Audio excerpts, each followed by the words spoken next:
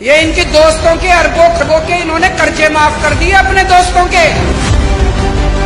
ये किसानों के कर्जे माफ नहीं करते, ये स्टूडेंट्स के कर्जे माफ नहीं करते, इन्होंने अपने अरबपति खरबपति दोस्तों के कर्जे करोड़ों करोड़ों करोड़ों के लाखों करोड़ों के कर्जे माफ कर दिए। इनका एक दोस्त है, उसने 87,000 करोड़ रुपए का कर्जा ले रखा है, एक आदमी ने सारा माफ कर दिया।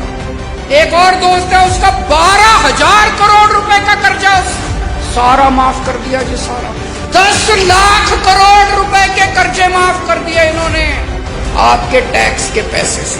इसलिए महंगाई हो रही है।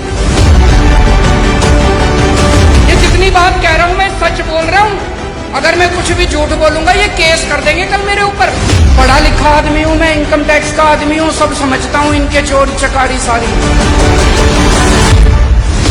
आप एक रोटी खाते हो, एक रोटी पे 1 रुपए का जीएसटी लगता है, 1 कप दही के ऊपर 1 रुपया जीएसटी लगता है।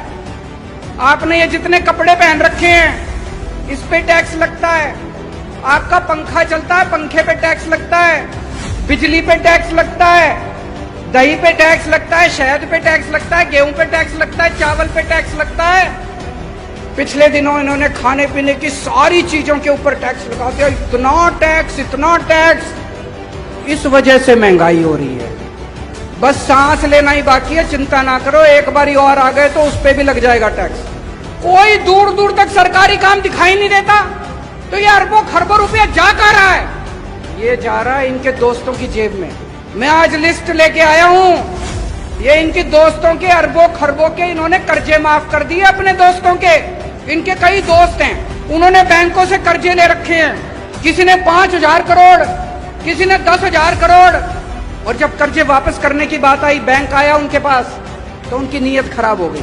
वो इनके पास गए, बोले जी हमारे कर्जे माफ करा दो।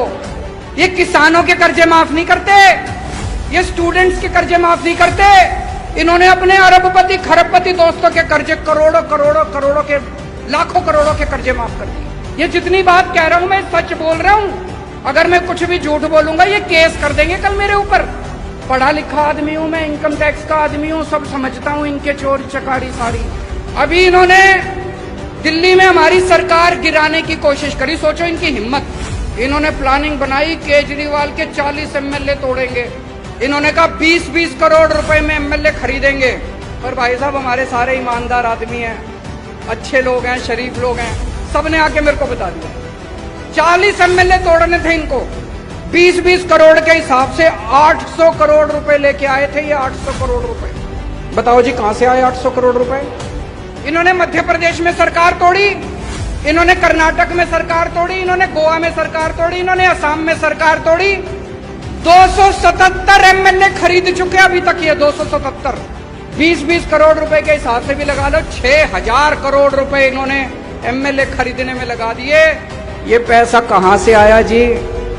ये आपके टैक्स का पैसा है, ये जीएसटी का पैसा है, ये दूध दही के ऊपर टैक्स का पैसा है। इसलिए महंगाई हो रही है भाई साहब, इसलिए समझ के जाना।